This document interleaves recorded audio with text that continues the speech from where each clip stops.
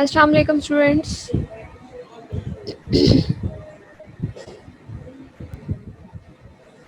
Can you hear me all?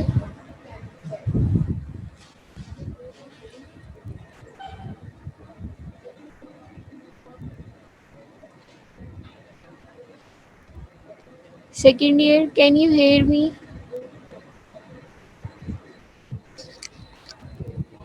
Hurry.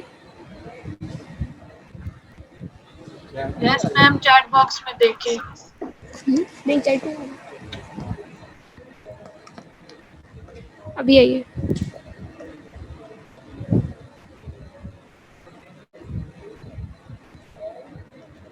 So students, you just got finished with your community dentistry lecture.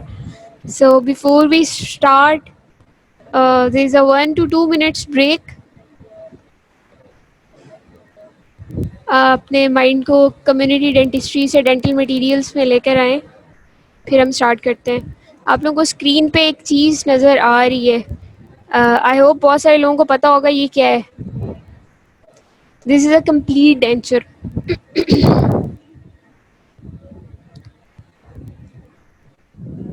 हम लोगों ने अभी तक dental materials में different materials पढ़े हैं. फिलिंग मटेरियल्स पढ़े हैं, इम्प्रेशन मटेरियल्स पढ़े हैं, अलॉयस पढ़े हैं, कास्टिंग मटेरियल्स पढ़े हैं. लेकिन डेंटिस्ट्री की एक फील्ड है प्रोसोडोंटिक्स, जहाँ आर्टिफिशियल टीथ लगाए जाते हैं. उस डिपार्टमेंट में जो यूज़ होता है एक मटेरियल, उस मटेरियल के बारे में आज हम डिटेल्स पढ़ेंगे. डेंचर्स टू टाइप्स के हैं. पार्शियल डेंचर भी है, कंप्लीट डेंचर भी है. ये जो आपको नज़र आ रहा है स्लाइड पे, this is a complete denture. Edentulous patients के लिए यूज़ होता है जिनके मुंह में कोई दांत नहीं होता. उनके लिए, ऐसे पेशेंट्स आए तो उनके लिए ऐसा कंप्लीट डेंचर फैब्रिकेट किया जाता है. जो आपको दांत नज़र आ रहे हैं ये पोर्सलेन एक्रेलिक के हो सकते हैं. जो आपको पिंक कलर की नज़र आ रही है इसको डेंचर बेस कहते हैं. डेंचर बेस के लिए जो मटेरियल्स यूज़ होते हैं आज हम वो पढ़ेंगे.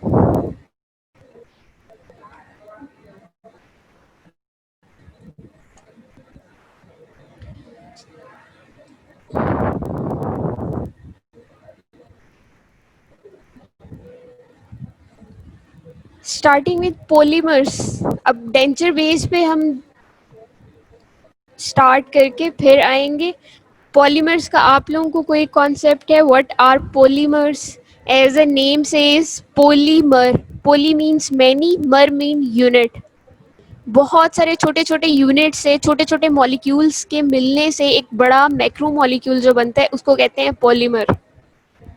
बेसिकली आप लोग ऐसे समझ लो जैसे अल्फ़ाबेट्स हैं, डिफरेंट अल्फ़ाबेट्स डिफरेंट यूनिट्स हैं. डिफरेंट अल्फ़ाबेट्स को ज्वाइन करने से डिफरेंट वर्ड्स बनते हैं. इसी तरह डिफरेंट टाइप्स के यूनिट्स को ज्वाइन करने से डिफरेंट टाइप्स के पॉलीमर्स बनते हैं, डिफरेंट टाइप्स के मटेरियल बनते हैं जो डिफरेंट जगहों पे यूज़ होते हैं. तो कुछ पॉलीमर्स जो डेंटिस्ट्री में यूज़ होते हैं उसमें एक कंपोजिट रेज़न है.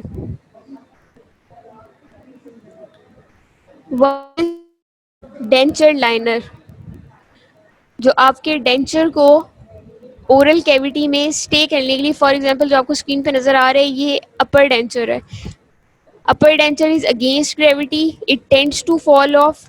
तो इसको स्टे कराने के लिए मुंह के अंदर इसकी बेस के ऊपर लगाते हैं, लाइनर लगाते हैं. ये लाइनर पॉलीमर से बना होता है. आप लोगों ने एक सेक्शन पढ़ा था कंपोजिट रेजिन्स. कंपोजिट रेजिन्स भी पॉलीमर्स हैं एक्चुअल में.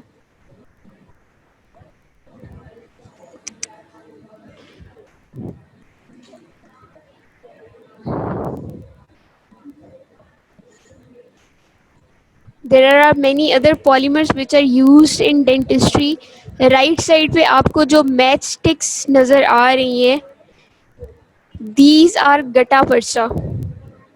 They look like match sticks. ये बहुत पतली पतली थिन स्टिक्स होती हैं जो रूट कैनाल को फिल करने के लिए यूज़ होती हैं. Basically root canal filling material है.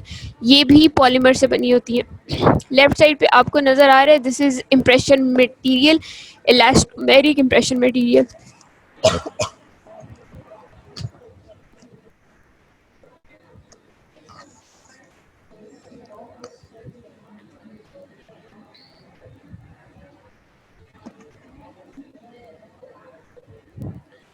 ओके,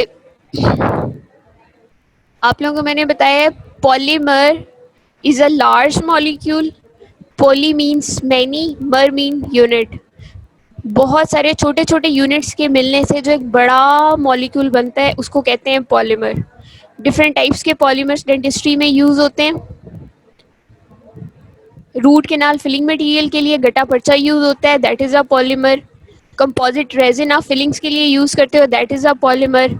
डेंचर लाइनर जो यूज होता है, that is a polymer. Orthodontics में बेस प्लेट्स बनाने के लिए जो यूज होता है, that is a polymer. Oral maxillofacial surgery में यूज होता है प्रोस्थेसिस बनाने के लिए, that is a polymer. There are multiple applications of polymers. आप लोगों की जो इम्प्रेशन ट्रेज होती हैं, one type of impression tray is also made from polymer. तो basically it's like alphabets different, जैसे अल्फ़ाबेट्स मिलाने से डिफरेंट वर्ड्स बनते हैं। ए एम मिलाने से एम बन जाएगा, MIL के मिलाने से मिल्क बन जाएगा। इसी तरह अल्फ़ाबेट्स जैसे बहुत सारे यूनिट्स हैं, ऐसे डिफरेंट यूनिट्स होते हैं, डिफरेंट मॉलिक्यूल्स होते हैं, उनको मिलाने से जो एक बड़ा मैक्रो मॉलिक्यूल बनता है, दैट इज़ अ पॉलीमर। और पॉलीमर के डेंटिस्ट्री में बहुत सारे यूजेस हैं, डिफरेंट डिपार्टमेंट्स में यूजेस हैं। प्रोसोडोंटिक्स में डेंचर की बेस बनाने के लिए जो यूज होते हैं material, that is a polymer. But we will start from the history कि पहले डेंचर बेसिस किससे बनते थे, फिर आहिस्ता आहिस्ता हम पॉलीमर पे कैसे आए। सबसे पहले डेंटल प्रोस्थेसिस 2500 BC में आई। स्टार्ट में वुड से बना, फिर बोन से बना, फिर आइवरी से, porcelain, gold, tortoise shell, gutta percha, vulcanite, aluminium, celluloid, bakelite, PVC, polyvinyl, stainless steel and alloys, PMMA, polymethyl methacrylate. So starting from wood, इन सब चीज़ों से डिफरेंट एजेस में डेंचर बेसिस बनती रही और आहिस्ता आहिस्ता आहिस्ता आहिस्ता बाकी सारी चीज़ें डिस्कार्ड होंगी। And at the end of the day today we are left with PMMA, that is polymethyl methacrylate. We will go into the detail of each one of these step by step. So start में would say जो denture base बनाई गई, that was inexpensive, that was cheap, wood was readily available for use, wood was very easy to carve. These were advantages, but on the other hand, wood started getting cracked in the moisture and it did not match with the color of gingival tissue, so it lacked aesthetic properties. Plus आपकी oral cavity में saliva होता है, तो continuously would की denture base saliva में बात होने की वजह से आहिस्ता आहिस्ता डिग्रेड होना शुरू हो गई। So wooden denture base was discarded.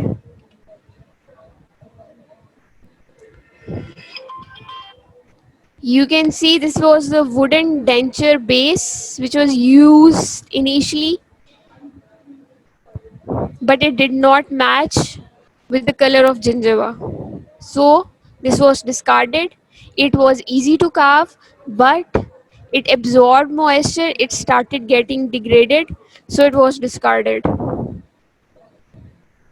Next, bone से बनाना शुरू कर दिए डेंचर बेसिस। बोन से जो डेंचर बेसिस बनाई, they were also available at reasonably cheap cost and they were also easily carvable and had better dimensional stability as compared to wood, but it lacked aesthetic and hygienic properties. Foucherot was the first scientist who fabricated a denture base with wood. Sorry, bone. Next after bone, bone में क्या था, aesthetics नहीं थी और hygiene के भी concerns थे। अब बोन ऑब्वियसली यहाँ किसी एनिमल की होगी, यहाँ किसी ह्यूमन की होगी, so it had biocompatibility issues. आपकी एक पर्सन की बोन दूसरे पर्सन आपके मुंह के अंदर एज डेंचर बेस लगाने में कंपेटेबिलिटी इश्यूज थे, ऐसे डिजीजेस ट्रांसफर होने के चांसेस थे, plus it did not match the colour of gingival tissue, so bone के बने हुए denture bases were discarded too. Next ivory से डेंचर बेसिस बनाना शुरू कर दी। आइवरी से जो बनाना शुरू की, they were aesthetically pleasing plus hygienic and stable in the oral environment. But ivory was not readily available and ivory is quite expensive material. So ivory के डेंचर बेसिस भी डिस्कार्ड हो गए। उसके बाद पोर्सिलीन पे आ गए, पोर्सिलीन के denture bases बनाना स्टार्ट कर दिए। अब पोर्सिलीन के जो डेंचर बेसिस बनाना शुरू किए वो इजीली शेप तो हो जाते थे लेकिन बहुत ब्रिटल थे। Porcelain is a brittle material. Porcelain का एक एडवांटेज ये भी था, अनलाइक बोन एंड वुड जो आपके म्यूकोजा के साथ इन क्लोज कांटेक्ट स्टे नहीं करता, पोर्सिलीन का डेंचर बेस आपके अंडरलाइंग टिश्यूज के साथ क्लोजली क्लिंग कर जाता था, तो this was a plus point. It was dimensionally stable, water sorption minimum थी, porcelain has a smoother surface and it has less porosity and low solubility. अब अगर इसमें पानी की, फ्लूइड्स की, any kind of drinks that a person can take, उसकी solubility कम होगी तो क्या होगा, उसकी डिग्रेडेशन नहीं होगी मटेरियल की, प्लस सॉल्युबिलिटी कम होगी तो इसका मतलब है कि उसके अंदर फ्लूइड्स के अंदर जो डिफरेंट टाइप्स के माइक्रो ऑर्गेनिजम्स हैं वो भी उसके अंदर नहीं जाएंगे, आपकी डेंचर बेस के अंदर नहीं जाएंगे, तो इसका मतलब है वहाँ पे वो क्लॉग नहीं करेंगे। क्लॉग नहीं करेंगे तो with the passage of time इसको डिस्कलर नहीं करेंगे, ना डिस्कलर करेंगे ना with the passage of time bad breath पैदा करेंगे। So these were the advantages of porcelain, but porcelain was a brittle material. It was easy to fracture once mishandled. Plus porcelain is very difficult to grind and polish. और आप exact shape में denture base बनाते ही तब वो जब उसकी बहुत सारी ग्राइंडिंग और पॉलिशिंग के स्टेप्स आते हैं। So this was disadvantage of porcelain. Duchatto in 1774 was the first person who fabricated porcelain denture. This was the denture of porcelain.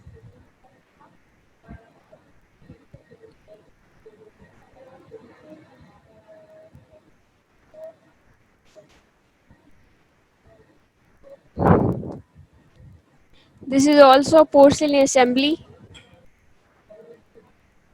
उसके बाद टॉर्टोइस शेल से किसी ने बनाना शुरू कर दिए डेंचर बेसिस। तो टॉर्टोइस शेल एक थर्मोप्लास्टिक मटेरियल है, तो पहला थर्मोप्लास्टिक डेंचर बेस जो बना था वो टॉर्टोइस शेल से बना था। उसके बाद कुछ लोगों ने गटा पर्चा, जैसे मैंने पहले बताया गटा पर्चा आजकल यूज होता है as root canal filling material. Gutta percha is also a polymer, गटा पर्चा से बनाना शुरू कर दिए denture basis, but they were also unstable. फिर उसके बाद वुल्केनाइट से बनाए, वुल्केनाइट से जो डेंचर बेसिस बनाए they were functional. By functional we mean कि वुल्केनाइट के डेंचर बेसिस लगा के a person was comfortable talking and eating. It was affordable in price, it was durable, it was dark red in color. So this dark red in color of vulcanite certainly pleased the patients. But vulcanite material is unhygienic, disinfection इसकी इतनी आसान नहीं है, इसलिए वुल्केनाइट भी discard कर दिया था। Vulcanite is rubber type material, so they were self retaining dentures, ये भी क्लिंग कर जाते थे आपके लाइनिंग टिश्यूज के साथ। Nelson Cloutier in 1964 was the person who made vulcanite denture base. नीचे आप लोगों को नजर आ रहा होगा ये रबर टाइप मटेरियल होता है that is dark red in colour, तो ये क्लोजर था आपके जिंजाइवल टिश्यू से। ऑब्वियसली वर्ड बोन और बाकी चीज़ों से बेहतर था but not best.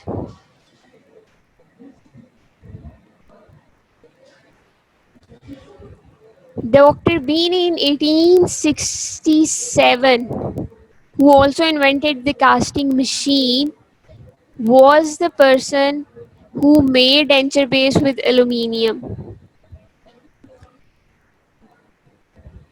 Then celluloid denture bases were also fabricated, but these were easily discolored because celluloid में camphor था and camphor had a residual taste. Plus celluloid के denture bases अगर crack हो जाए तो they were very difficult to repair. And celluloid denture bases were obtained by plasticizing cellulose nitrate with camphor. So the disadvantage was the residual camphor taste.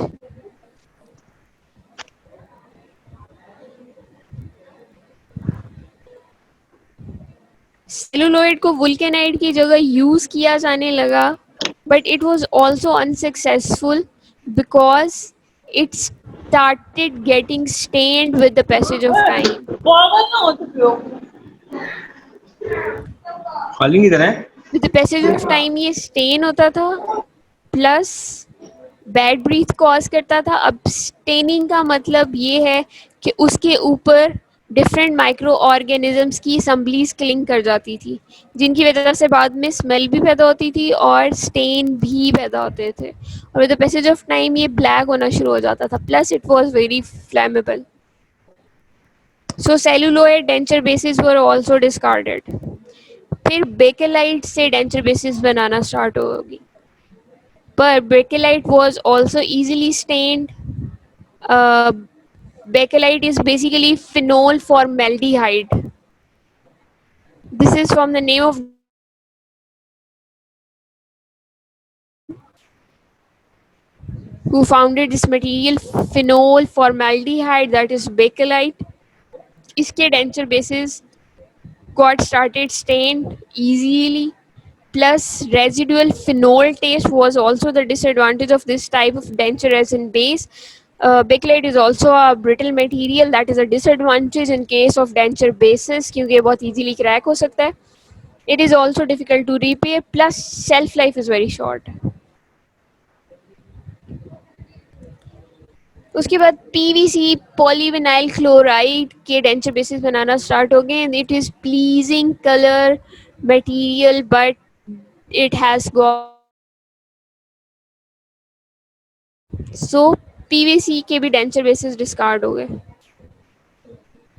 फिर कुछ लोगों ने stainless steel के and base metal alloys के बनाए denture basis. अब stainless steel और base metal alloys के जो डेंचर बेसिस थे, उसका मतलब ये है कि जो आपको पिंक कलर का नज़र आ रहा होता है डेंचर बेस, वो मेटल की होगी और आगे दांत लगे हुए होंगे. तो ऐसा जो डेंचर बेस था that was of low density, plus it was cheaper because metals are not very expensive. Stainless steel has got resistance to tarnish and corrosion, so इसका ये वाला मसला इतना ज़्यादा नहीं था कि ये corrode करता था, but there were chances of corrosion. It has got high modulus of elasticity, plus stainless steel में there is some amount of nickel. Some patients are allergic to nickel. This was the disadvantage. So बहुत सारी चीज़ों से आगे आके we came to the conclusion polymethyl methacrylate से जब denture bases बनाना start हुई तो they were most acceptable. So PMMA, that is polymethyl methacrylate, इस मटेरियल की जो डेंचर बेसिस हैं they are accepted till date because they are most satisfactory among all the denture bases that were fabricated during the past. Dr. Walter Wright in 1937 was a person who fabricated PMMA denture base. So this is a PMMA denture base. This is a complete denture. If you go on defining the complete denture, according to Academy of Prosthodontics, it is a removable dental prosthesis that replaces the entire dentition and associated structures of maxilla or mandible. Whenever you write a definition, you do not just write that it replaces the entire dentition, as it also replaces the associated structures. आपको दांतों के अलावा जो pink सारा नजर आ रहा है, that is for associated structures जो ये कवर करता है. What is a partial denture? Complete denture में ऐसे पेशेंट्स को लगता है जो ई डेंचुलस हो, जिनके मुंह में पहले कोई दांत ना हो, उन्होंने पूरे दांत लगवाने हो. बट आपके पास कोई ऐसे पेशेंट है जिनके 2-3 दांत हो और उन्होंने बाकी दांत लगवाने हो, तो आपको partial denture देना होता है. So partial denture is the denture that replaces one or more teeth with some natural teeth remaining in the arch.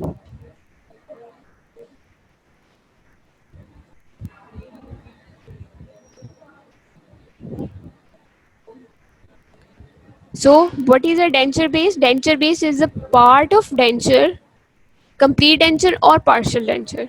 It is a part of denture which is in contact with the oral tissues and supports the teeth. So basically आपकी जो pink colour की base है, this is denture base. Denture base का काम क्या है? Denture base का काम ये है कि एक साइड से वो दांतों को होल्ड करके रखेगी और दूसरी साइड पे वो आपके म्यूकोजा के साथ, आपके ओरल टिश्यूज के साथ क्लिंग कर जाएगी और सपोर्ट करेगी आपके कंप्लीट डेंचर को या पार्शियल डेंचर को. सो ये जो डेंचर बेस है डिफरेंट मटेरियल से बनती रही, bone, would, Ivory, bakelite, polyvinyl chloride and so on, और अब PMMA polymethyl methacrylate that is a polymer, उससे बनती हैं डेंचर बेसिस. तो हम उन डेंचर बेसिस के बारे में पढ़ना है.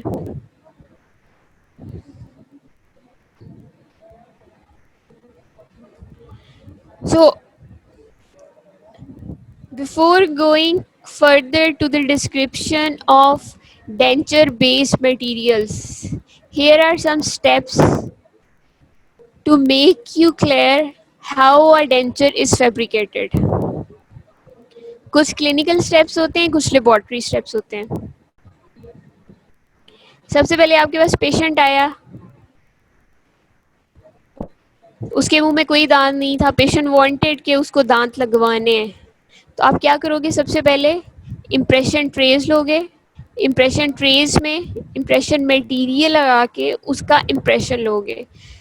तो क्लिनिकल स्टेप्स में जो आपको पिक्चर नज़र आ रही है वो एक पेशेंट का इम्प्रेशन लिया हुआ है, which is negative replica of respective arches.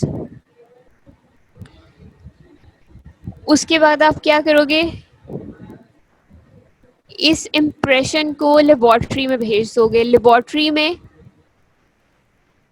Plaster पोर करेंगे. प्लास्टर पोर करेंगे जब इसके अंदर, इसको सेट होने के लिए रख देंगे. जब लेंगे तो हमारे पास एग्जैक्ट रेप्लिका ऑफ आर्चेस आ जाएगा जिसके ऊपर हम दांत लगाना चाहते हैं.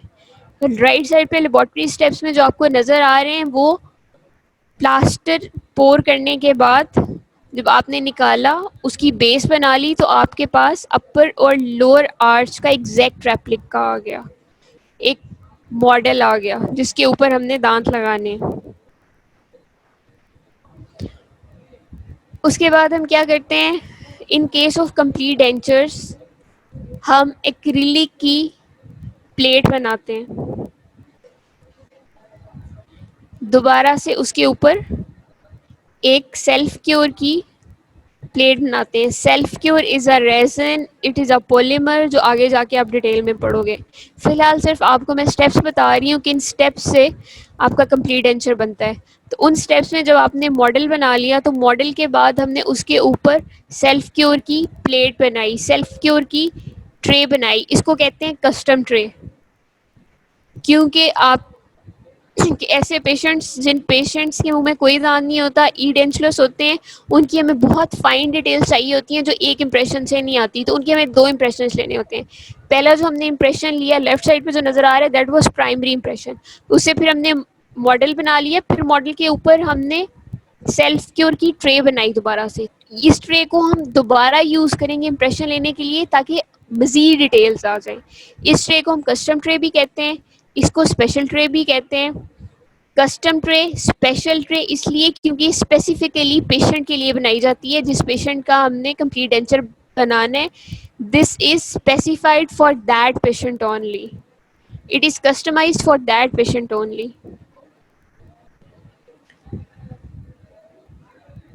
अभी जो नेक्स्ट आपको लेफ्ट साइड पे नीचे वाली फिगर नज़र आ रही है, उसमें हमने इस स्पेशल ट्रे के अंदर इम्प्रेशन मटेरियल लगा के दोबारा से इम्प्रेशन लिया ताकि म्यूकोज़ा की, रिज की, बोन के डेंट्स, एलिवेशंस, डिटेल्स आ जाएं।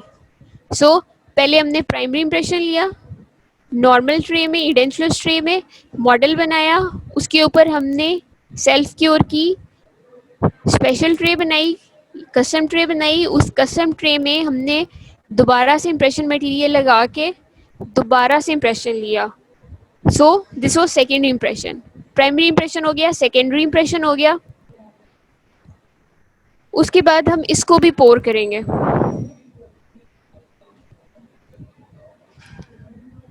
इसको भी पोर करने के बाद प्लास्टर से हम इसका मॉडल बना लेंगे।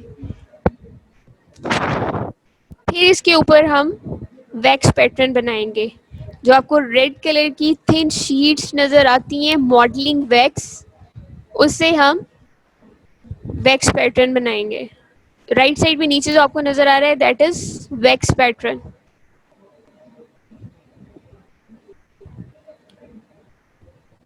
उसके ऊपर जो आपको ये रेड कलर की नज़र आ रही है, इससे हम रिज बिल्ड करेंगे। इसकी specific height, specific length, specific dimensions होती हैं जिसे हम ये बनाते हैं। ये सारा हम इसलिए कर रहे हैं कि इसको हम माउंट कर सकें दोनों अपर और लोअर मॉडल्स को एक आर्टिकुलेटर में। Now this is semi adjustable है नौ आर्टिकुलेटर। इसके अंदर हम अपर और लोअर मॉडल्स को लगाते हैं जिसके ऊपर हमने वैक्स पैटर्न बनाया होता है और हमने रिज बनाई होती है जो आपको रेड कलर की नज़र आ रही है। इसमें हम इसलिए फिक्स करते हैं because it can open and close like mouth. और सेंटर में आपको जो नज़र आ रही है उससे हम डिफाइन करते हैं कि पेशेंट की मिड लाइन सेंटर से होनी चाहिए। इसके लेफ्ट साइड पे एक साइड के दांत लगेंगे, राइट साइड पे एक साइड के दांत लगेंगे, सेंटर यहाँ से होना चाहिए। सो आइडियल डेंटिशन के लिए इस पे लगा के हम फिर दांत लगाते हैं ताकि हम दांतों के कस्प को कौन सा कस्प किस कस्प में लाई करना चाहिए उसकी डेंटिशन को प्रॉपर चेक कर सकें। इसमें लगाने के बाद हम क्या करते हैं, टूथ सेटअप। इसके ऊपर हम ऑब्वियसली ये वैक्स से बनी हुई है, इसके ऊपर हमारे पास शीट्स में आते हैं पोर्सलिन के या एक्रिलिक के दांत। उन दांतों को स्टेप बाय स्टेप वैक्स को हीट करते जाते हैं और लगाते जाते हैं विद ग्रेन नॉलेज के कौन से दांत का कौन सा कस नीचे वाले दांत के किस फोसा में लाया करना चाहिए। इसके ऊपर प्रॉपरली लगाने के बाद हम इसकी फ्लास्किंग करते हैं।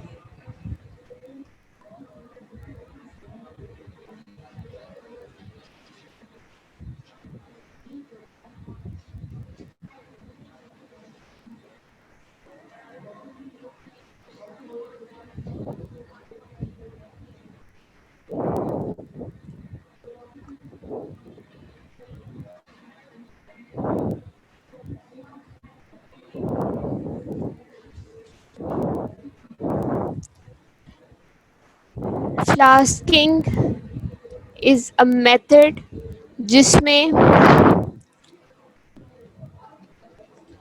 आप लोग अपर और लोअर मॉडल्स को मेटल के फ्लास्क के अंदर बंद कर देते हो। This is फ्लास्किंग।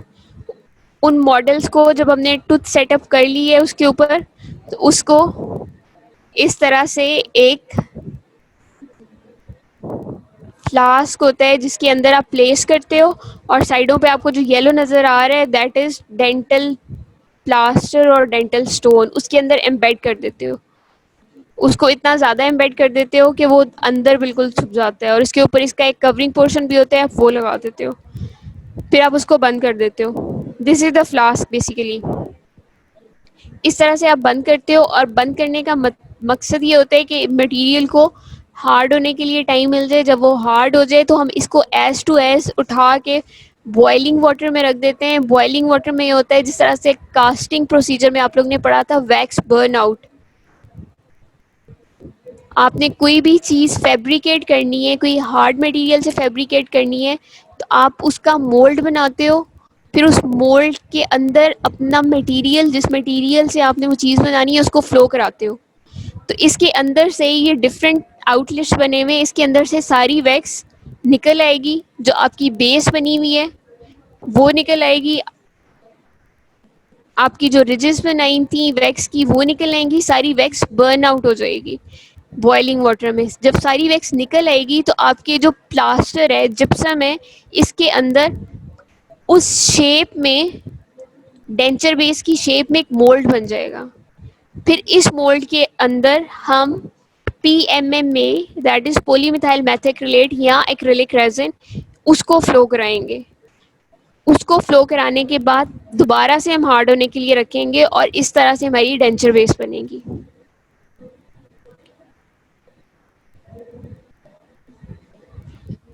You can see here, ये लेफ्ट साइड पे आपको जो नज़र आ रहा है दैट इज, उसमें दांत लगे रह गए हैं, बाकी सारा फ्लो कर गया है। इसको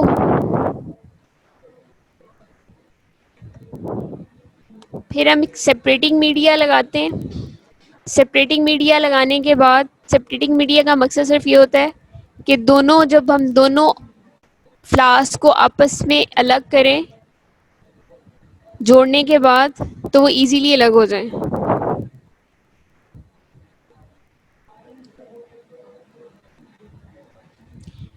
now here you can see ये जो पिंक कलर का है that is acrylic resin, that is polymer, that is PMMA। फिर हम इसको लगा देते हैं इसके अंदर। अब इसको, एक्रिलिक रेजिन को उस मोल्ड में लगाने के लिए डिफरेंट टेक्निक्स हैं। फॉर एग्जांपल यहाँ पे हमने सिर्फ इसको प्लेस किया है, और उसके बाद हमने इसको एक कंप्रेशन मोल्डिंग टेक्निक के लिए रख दी है, जिसमें इसको प्रेस किया जाता है। प्रेस किया जाता है, वो प्रेस करने से एक्स्ट्रा मटेरियल निकल जाता है, एंड आपके पास आ जाता है एग्जैक्ट मटेरियल जितना डेंचर बेस के लिए चाहिए, वो मोल्ड के अंदर चला जाता है।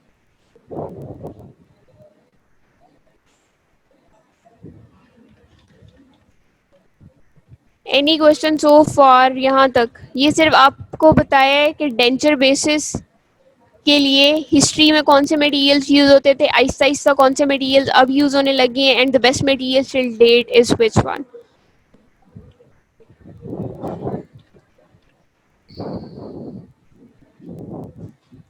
Any question so for?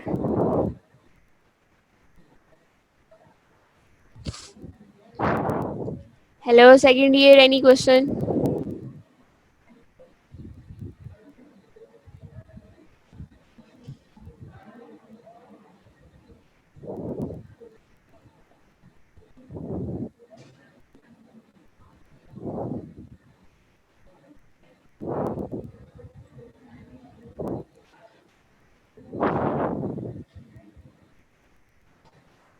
Usama, ivory का डिसएडवांटेज ये था कि आइवरी एक तो बहुत एक्सपेंसिव मटेरियल है,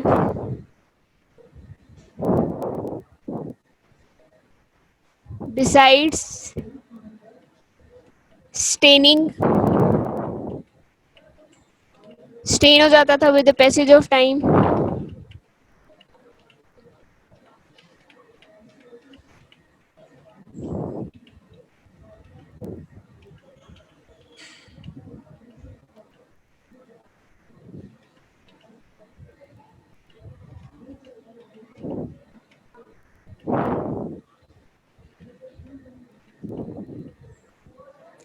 कोई भी चीज़ जो with the passage of time stain होने लग जाए वो हम बहुत लंबे अरसे के लिए यूज़ नहीं कर सकते.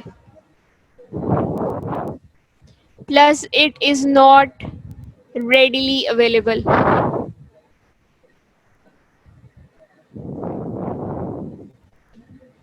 So you can see it is stable in oral environment, aesthetic है, हाइजीनिक भी है, लेकिन जल्दी डिस्कलर कर जाता है. इनिशियली आप लगाते हो that is aesthetically pleasing, colour match हो जाता है आपके जिंजाइवा के साथ, लेकिन जल्दी स्टेन हो जाता है as compare to PMMA. Plus it is very expensive and it is not readily available to be used. Second year denture fabrication की समझ आ गई है आप लोगों को, क्योंकि ये आप लोगों के फाइनल ईयर तक ये चीज़ें चलनी हैं. और you want me to show you a video.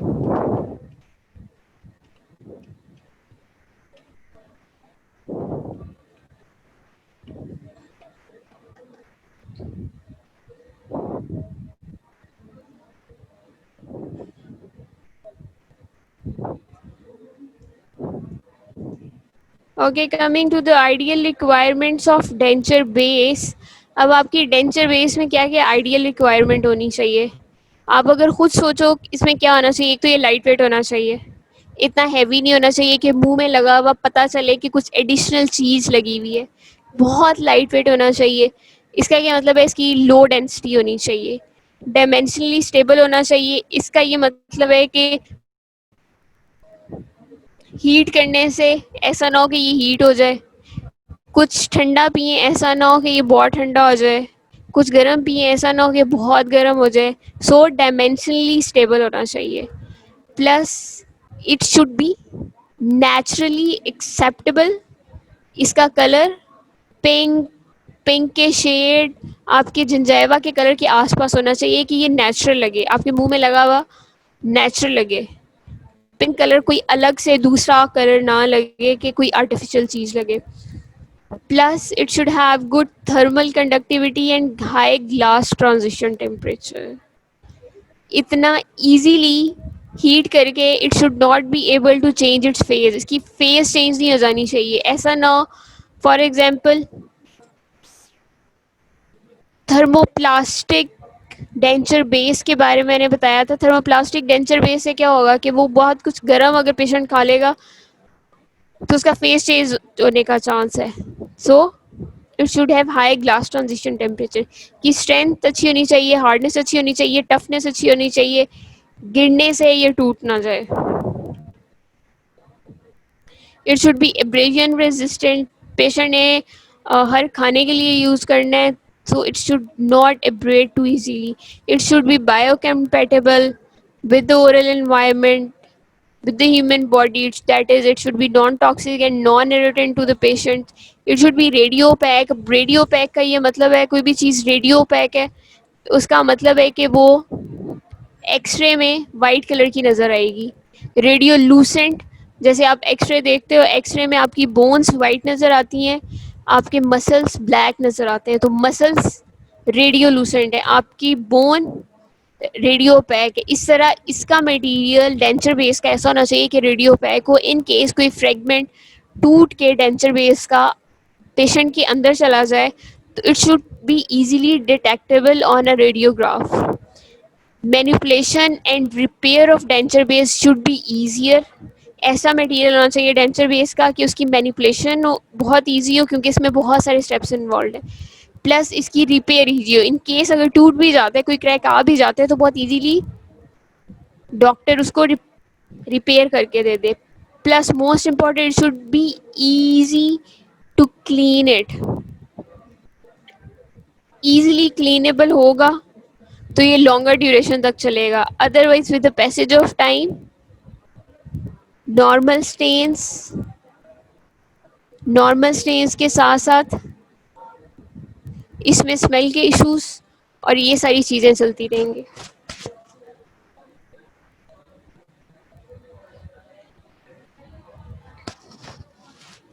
So the classification of denture-based polymers according to ISO 1567. ISO के अकॉर्डिंग इसकी 2-3 क्लासिफिकेशन है. सबसे पहले हम देखते हैं क्लासिफिकेशन आईएसओ के अकॉर्डिंगली। आईएसओ के अकॉर्डिंगली इसकी 5 टाइप्स हैं। 5 टाइप्स में टाइप 1 हीट क्योर है, टाइप 2 सेल्फ क्योर है, टाइप 3 थर्मोप्लास्टिक है, टाइप 4 लाइट एक्टिवेटेड है, टाइप 5 माइक्रोवेव क्योर्ड है। सो टाइप 1 की आगे से 2 क्लासेस हैं। टाइप 1 क्लास 1 में हीट क्योर्ड और we can call heat processing polymers होते हैं पाउडर लिक्विड की फॉर्म में। टाइप 1 क्लास 2 टाइप 1 ही है, हीट क्योर पॉलीमर्स हैं इसमें, लेकिन टाइप 1 की क्लास 1 में था कि पाउडर लिक्विड की फॉर्म में आते हैं, क्लास 2 में है कि एक ही प्लास्टिक के केक की फॉर्म में आते हैं। टाइप 2 सेल्फ क्योर है। टाइप 2 में भी 2 क्लासेस हैं, क्लास 1 और क्लास 2। टाइप 2 क्लास 1 में सेल्फ क्योर, जिसको ऑटो पॉलीमराइज पॉलीमर भी कहते हैं, वो पाउडर लिक्विड की फॉर्म में आते हैं। और टाइप 2 क्लास 2 में ऑटो पॉलीमराइज पॉलीमर्स हैं जो पोर टाइप रेजन की फॉर्म में आते हैं, जो पाउडर लिक्विड को एक साथ पोर कर सकते हैं। टाइप 3 थर्मोप्लास्टिक ब्लैंक और powder. Type 4 is light activated materials and type 5 is microwave cured materials.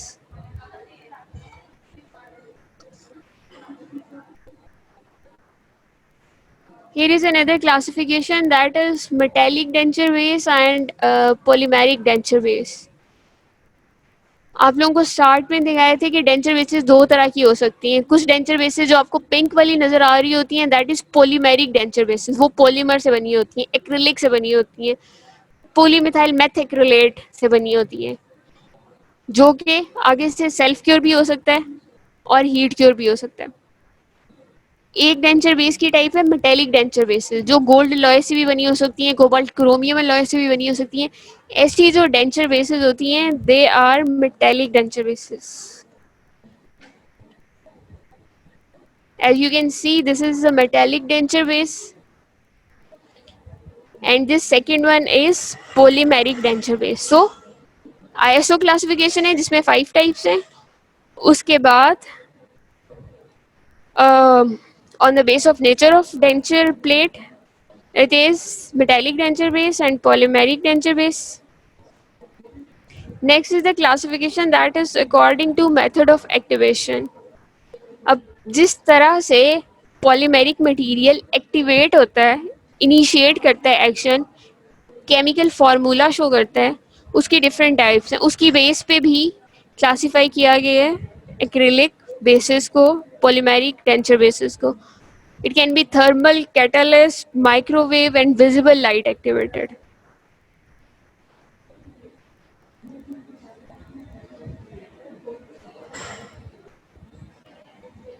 Next is fabrication of acrylic denture base. We have already studied how acrylic denture base, polymeric denture base, that is polymethyl methacrylate denture base, is fabricated. Acrylic denture base is basically fabricated in a 2 parts gypsum mold, which means जो मैंने आप लोगों को दिखाया था flask, उसमें ऊपर भी जिप्सम होता है, ऊपर वाले पार्ट में भी, नीचे वाले भी पार्ट में, और उसके दरमियान में हम वैक्स पैटर्न वाले डेंचर बेस को प्लेस करते हैं, उसको हीट करते हैं बॉइलिंग वाटर में। हीट करने के बाद उसका वैक्स इज बर्नड आउट और boiled out, and the mould is produced, which is then filled with acrylic dough. The acrylic dough is heat cured in most of the cases.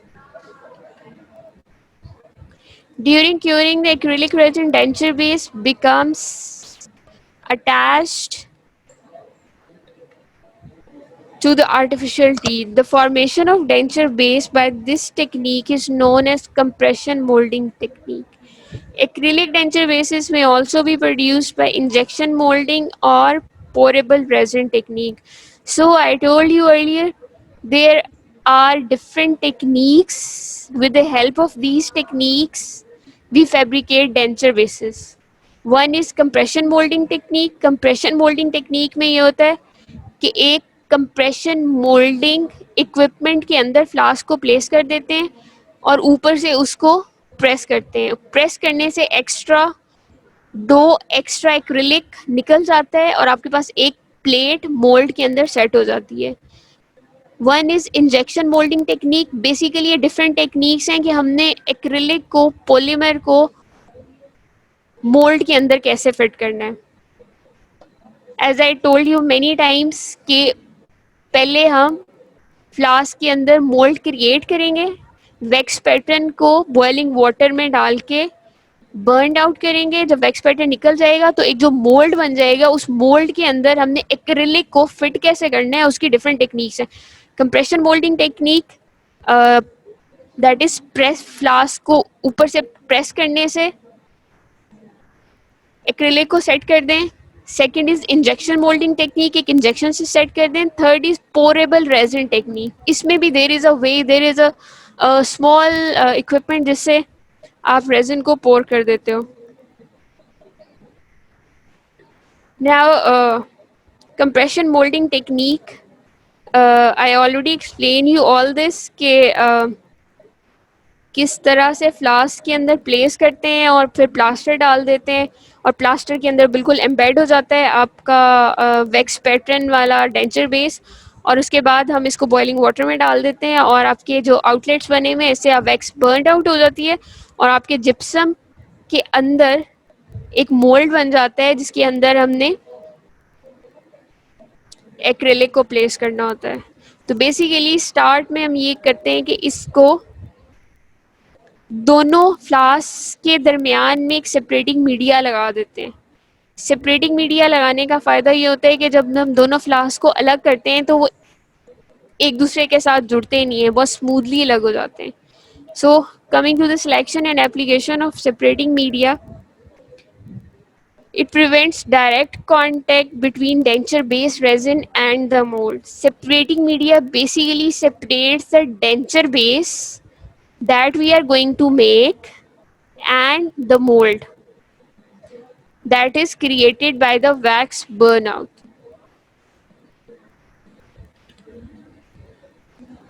Now, what can be the chances of failure? Water may affect polymerization rate and alter optical and physical properties. Because of the presence of water, uh, as all this process went in a boiling water tub, जिसके अंदर water ये कर सकता है कि वो polymerisation rate को disturb कर दे और उसकी ऑप्टिकल और फिजिकल प्रॉपर्टीज आपके डेंचर की उसको चेंज कर दे. प्लस प्रेजेंस ऑफ मोनोमर और free polymer may fuse the investment to denture base. आपके जो फ्री मोनोमर्स या फ्री पॉलीमर्स के मॉलिक्यूल्स जो रह जाएंगे, they can fuse the investment, that is gypsum in case, plaster in this case, उसको denture base के साथ क्लिंग कर सकते हैं. Different types of separating medias are used. It includes tin foil, cellulose, lacquer, calcium oleate, soaps, sodium silicate and starches. So इस तरह से ये एक फ्लास्क है. वैक्स बर्न आउट के बाद वो वैक्स सारी निकल गई है और आपके पास एक मोल्ड बना हुआ है जिस मोल्ड के अंदर हमने एक्रिलिक को फिट करना है. तो इस तरह से हम एक्रिलिक को मैनिपुलेट करके इसके अंदर फिट करते हैं, फिर उसे एक इक्विपमेंट के अंदर फिट कर देते हैं और उसको प्रेस करते हैं. तो ऊपर आपको स्टैंड नज़र आ रहा है, इससे प्रेस करते हैं. प्रेस करने से साइड से एक्स्ट्रा एक्रिलिक जो ये पिंक कलर की आपको नज़र आ रही है ये निकल जाती है और आपके मोल्ड के अंदर एक्रिलिक की बेस प्लेट बन जाती है. उसके बाद जब हम इसको खोलते हैं, as I told you earlier कि दोनों के दरमियान में लगाया हुआ होता है सेपरेटिंग मीडिया हर सरफेस के दरमियान में. तो ताकि वो इजीली लग हो, जब इजीली लग हो जाए तो ये जो कार्व कर रहा है ये सेपरेटिंग मीडिया की लेयर है जो रिमूव कर रहा है. So next is pourable resin technique. Pourable resin technique में ये होता है एक रिंग होता है, उसके अंदर प्लेस कर देते हैं आपके वैक्स पैटर्न के बने हुए डेंचर बेस को और एक मटेरियल पोर करके मोल्ड बना लेते हैं. ये ब्लू कलर का जो आगे है ये आपके पास, और उसके बाद आप अपनी बेस प्लेट को निकाल लेते हो तो आपके पास ये मोल्ड बन गया है. फिर इस मोल्ड में ये करते हैं, इस मोल्ड में एक पेन होल लगा देते हैं.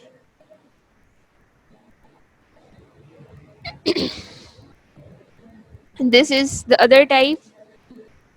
फिर उसके बाद ये करते हैं कि उसको बंद करके उस रिंग को जो लगाया है उस पिन होल के थ्रू मैनिपुलेट करके एक्रिलिक रेजिन पेस्ट की फॉर्म में उस पेस्ट को उस पिन होल के थ्रू अंदर पोर कर देते हैं मोल्ड के. उसके बाद ये रेजिन हार्ड हो जाता है. इसके एडवांटेजेस ये हैं, this is has improved adaptation and decrease probability to damage the teeth. Damage of teeth is minimum in this case. It is very inexpensive, को बहुत लंबे चौड़े प्रोसीजर में नहीं पड़ता, plus simplification of the procedure. But the disadvantages are air can be entrapped, bonding can be poor. This is a technique sensitive. You need highly skilled technician for this purpose.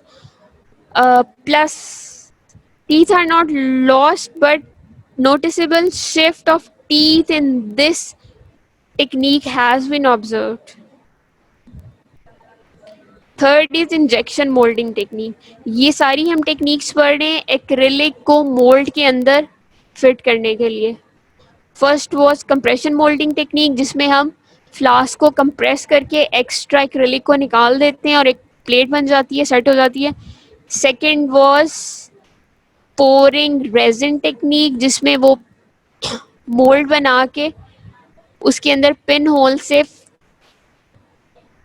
paste of acrylic is placed.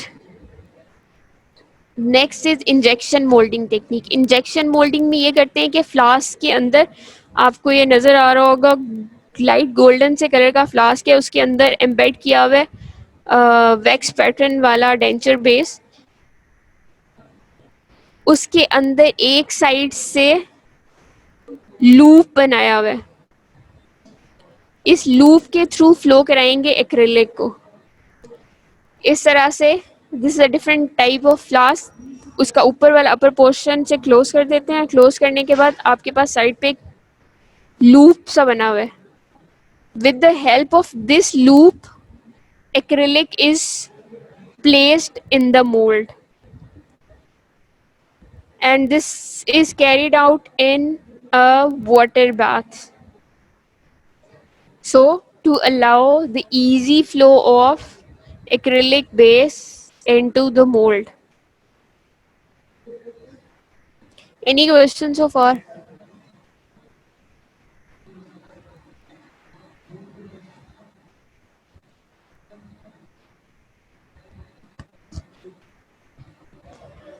Second year, any question?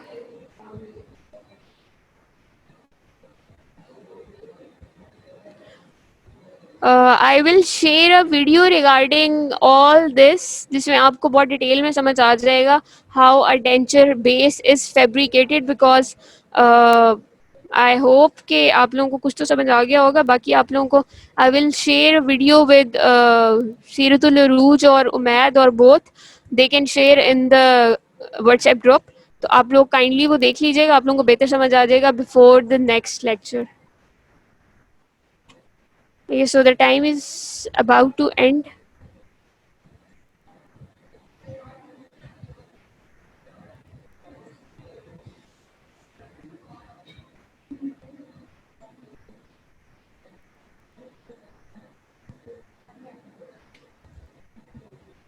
Two minutes more. Okay, Osama, Allah Hafiz. Rest of the class, any question?